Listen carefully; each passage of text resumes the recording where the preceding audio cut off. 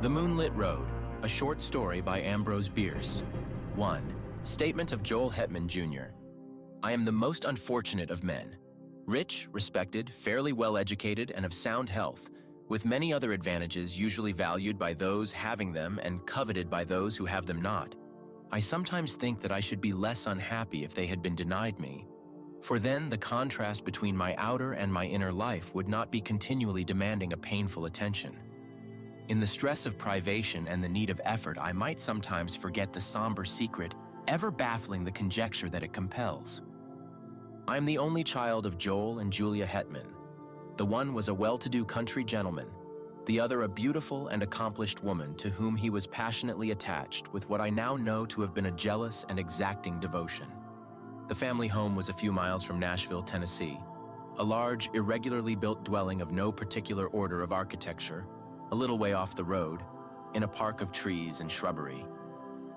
At the time of which I write, I was 19 years old, a student at Yale. One day I received a telegram from my father of such urgency that in compliance with its unexplained demand, I left at once for home. At the railway station in Nashville, a distant relative awaited me to apprise me of the reason for my recall. My mother had been barbarously murdered. Why and by whom none could conjecture. But the circumstances were these. My father had gone to Nashville, intending to return the next afternoon. Something prevented his accomplishing the business in hand, so he returned on the same night, arriving just before the dawn. In his testimony before the coroner, he explained that having no latchkey and not caring to disturb the sleeping servants, he had, with no clearly defined intention, gone round to the rear of the house. As he turned an angle of the building, he heard a sound as of a door gently closed, and saw in the darkness, indistinctly, the figure of a man, which instantly disappeared among the trees of the lawn. A hasty pursuit and brief search of the grounds in the belief that the trespasser was someone secretly visiting a servant proving fruitless, he entered at the unlocked door and mounted the stairs to my mother's chamber. Its door was open, and stepping into black darkness, he fell headlong over some heavy object on the floor. I may spare myself the details. It was my poor mother, dead of strangulation by human hands. Nothing had been taken from the house. The servants had heard no sound, and excepting those terrible finger marks upon the dead woman's throat, dear God, that I might forget them. No trace of the assassin was ever found. I gave up my studies and remained with my father, who, naturally, was greatly changed. Always of a sedate, taciturn disposition, he now fell into so deep a dejection that nothing could hold his attention, yet anything, a footfall, the sudden closing of a door, aroused in him a fitful interest. One might have called it an apprehension.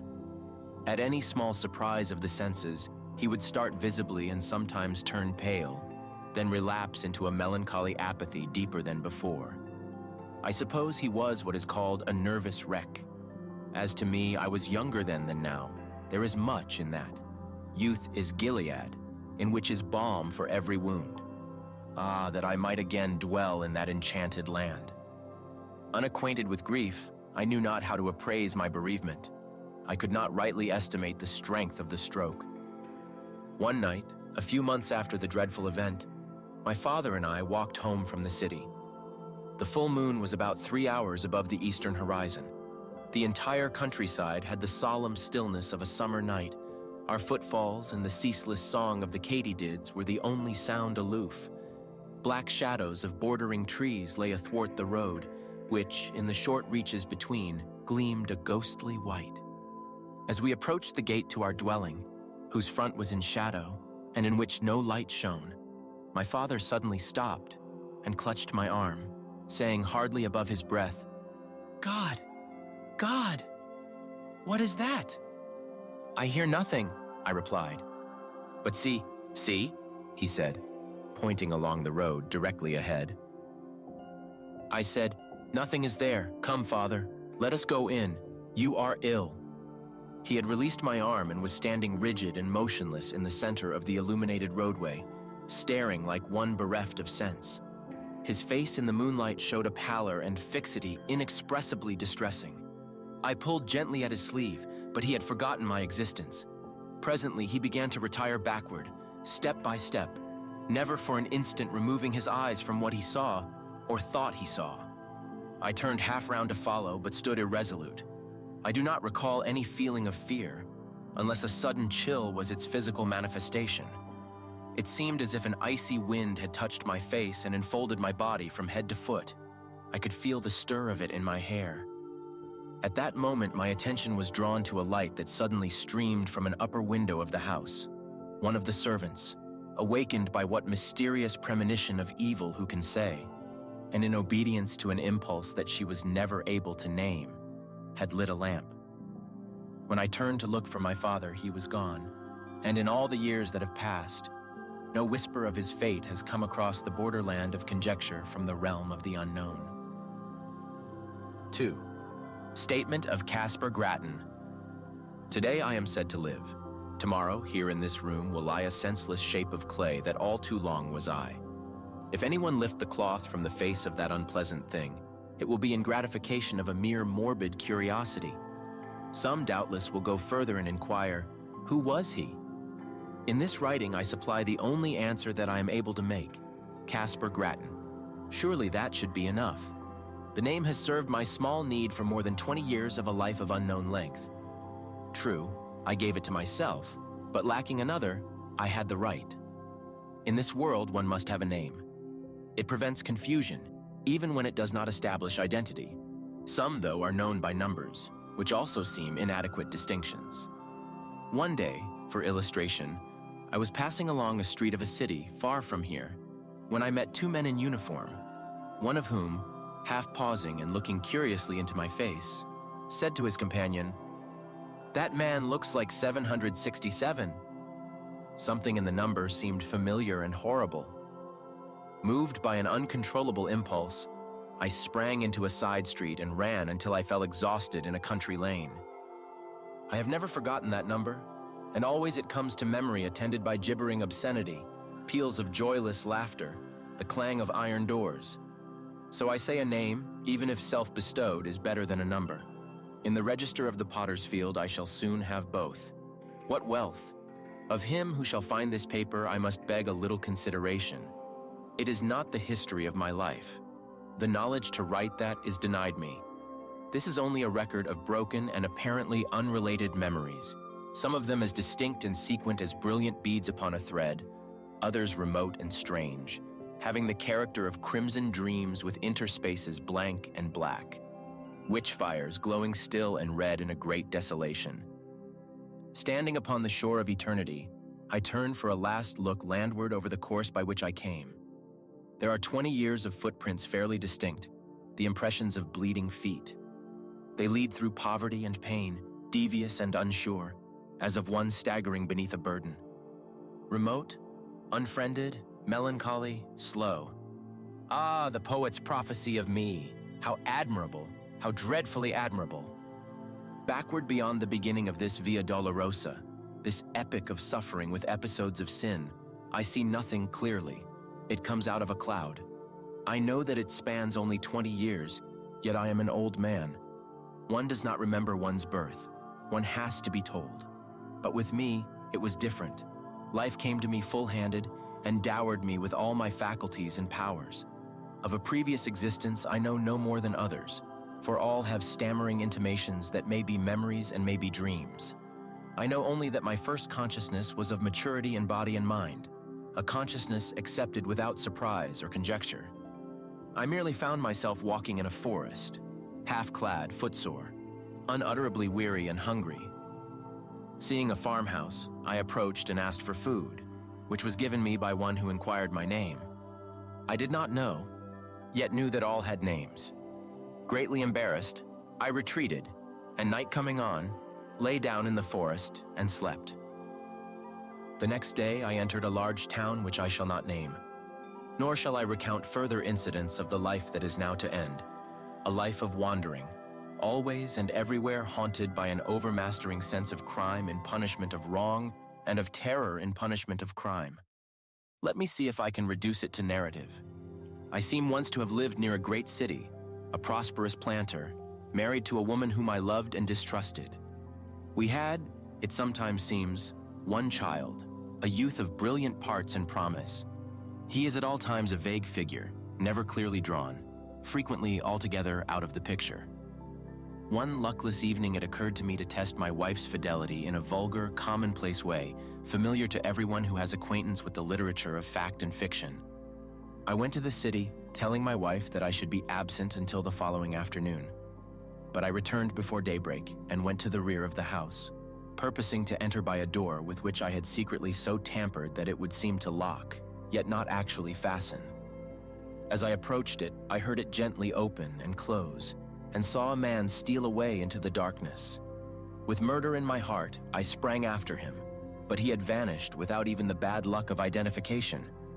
Sometimes now, I cannot even persuade myself that it was a human being. Crazed with jealousy and rage, blind and bestial with all the elemental passions of insulted manhood, I entered the house and sprang up the stairs to the door of my wife's chamber. It was closed, but having tampered with its lock also, I easily entered, and despite the black darkness soon stood by the side of her bed. My groping hands told me that although disarranged, it was unoccupied. She is below, I thought, and terrified by my entrance has evaded me in the darkness of the hall. With the purpose of seeking her, I turned to leave the room, but took a wrong direction. The right one. My foot struck her, cowering in a corner of the room. Instantly my hands were at her throat, stifling a shriek. My knees were upon her struggling body. And there in the darkness, without a word of accusation or reproach, I strangled her till she died. There ends the dream. I have related it in the past tense, but the present would be the fitter form, for again and again the somber tragedy reenacts itself in my consciousness. Over and over I lay the plan. I suffer the confirmation. I redress the wrong. Then all is blank, and afterward the rains beat against the grimy window panes, or the snows fall upon my scant attire. The wheels rattle in the squalid streets where my life lies in poverty and mean employment. If there is ever sunshine, I do not recall it. If there are birds, they do not sing. There is another dream, another vision of the night. I stand among the shadows in a moonlit road. I am aware of another presence, but whose I cannot rightly determine. In the shadow of a great dwelling, I catch the gleam of white garments. Then the figure of a woman confronts me in the road. My murdered wife. There is death in the face. There are marks upon the throat. The eyes are fixed on mine with an infinite gravity which is not reproach, nor hate, nor menace, nor anything less terrible than recognition. Before this awful apparition, I retreat in terror, a terror that is upon me as I write. I can no longer rightly shape the words. See, now I am calm, but truly there is no more to tell. The incident ends where it began, in darkness and in doubt. Yes, I am again in control of myself, the captain of my soul, but that is not respite. It is another stage and phase of expiation. My penance, constant in degree, is mutable in kind. One of its variants is tranquility. After all, it is only a life sentence. To hell for life. That is a foolish penalty. The culprit chooses the duration of his punishment. Today my term expires. To each and all the peace that was not mine. 3. Statement of the late Julia Hetman through the medium bay rolls.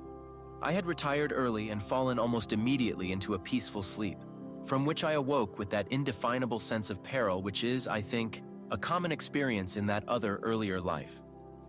Of its unmeaning character, too, I was entirely persuaded, yet that did not banish it.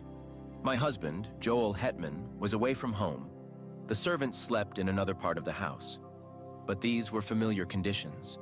They had never before distressed me. Nevertheless, the strange terror grew so insupportable that, conquering my reluctance to move, I sat up and lit the lamp at my bedside.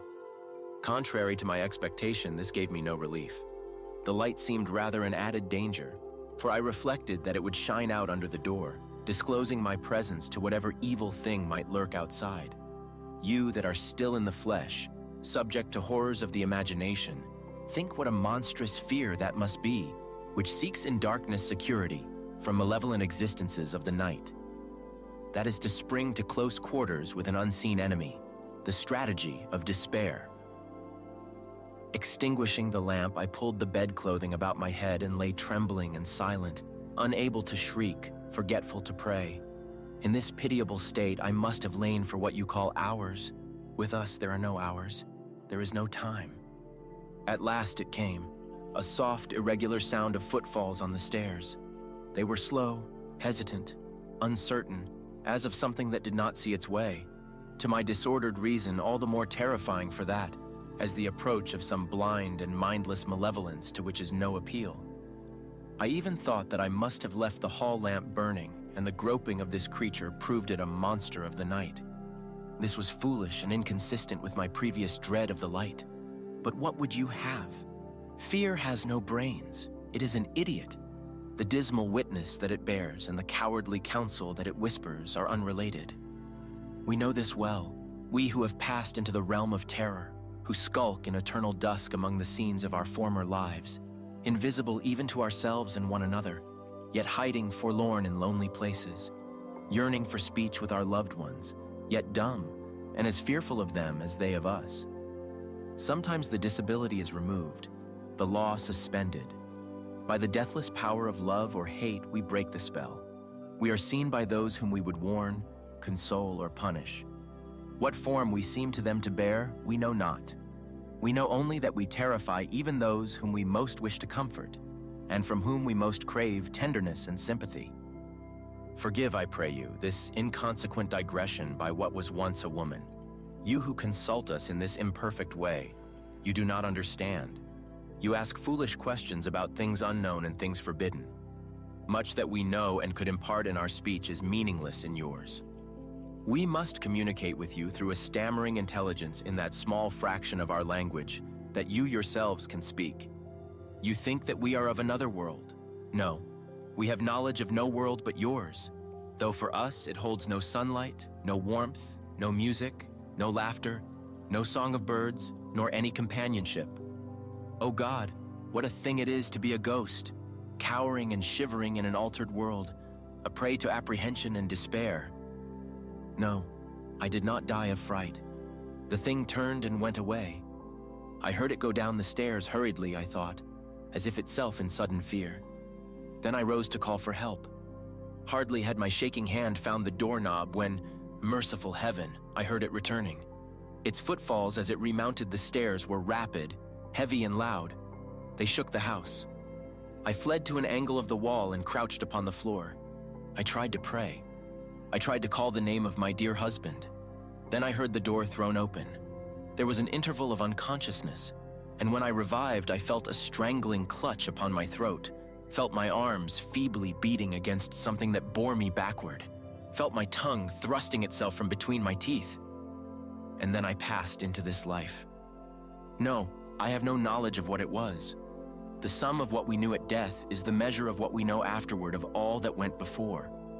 Of this existence we know many things, but no new light falls upon any page of that. In memory is written all of it that we can read. Here are no heights of truth overlooking the confused landscape of that dubitable domain. We still dwell in the valley of the shadow, lurk in its desolate places, peering from brambles and thickets at its mad, malign inhabitants. How should we have new knowledge of that fading past? What I'm about to relate happened on a night. We know when it is night, for then you retire to your houses, and we can venture from our places of concealment to move unafraid about our old homes, to look in at the windows, even to enter and gaze upon your faces as you sleep. I had lingered long near the dwelling where I had been so cruelly changed to what I am, as we do while any that we love or hate remain. Vainly I had sought some method of manifestation, some way to make my continued existence and my great love and poignant pity understood by my husband and son. Always if they slept, they would wake, or if in my desperation I dared approach them when they were awake, would turn toward me the terrible eyes of the living, frightening me by the glances that I sought from the purpose that I held. On this night I had searched for them without success, fearing to find them. They were nowhere in the house, nor about the moonlit lawn. For although the sun is lost to us forever, the moon, full-orbed or slender, remains to us. Sometimes it shines by night, sometimes by day, but always it rises and sets, as in that other life. I left the lawn and moved in the white light and silence along the road, aimless and sorrowing. Suddenly, I heard the voice of my poor husband in exclamations of astonishment, with that of my son in reassurance and dissuasion, and there by the shadow of a group of trees they stood, near, so near. Their faces were toward me, the eyes of the elder man fixed upon mine. He saw me. At last, he saw me. In the consciousness of that, my terror fled as a cruel dream. The death spell was broken. Love had conquered law. Mad with exultation, I shouted. I must have shouted, "He sees, he will understand." Then, controlling myself, I moved forward, smiling and consciously beautiful, to offer myself to his arms, to comfort him with endearments, and with my son's hand in mine, to speak words that should restore the broken bonds between the living and the dead. Alas, alas, his face went white with fear. His eyes were as those of a hunted animal. He backed away from me as I advanced, and at last turned and fled into the wood, whither it is not given to me to know. To my poor boy, left doubly desolate, I have never been able to impart a sense of my presence. Soon he too must pass to this life invisible and be lost to me forever.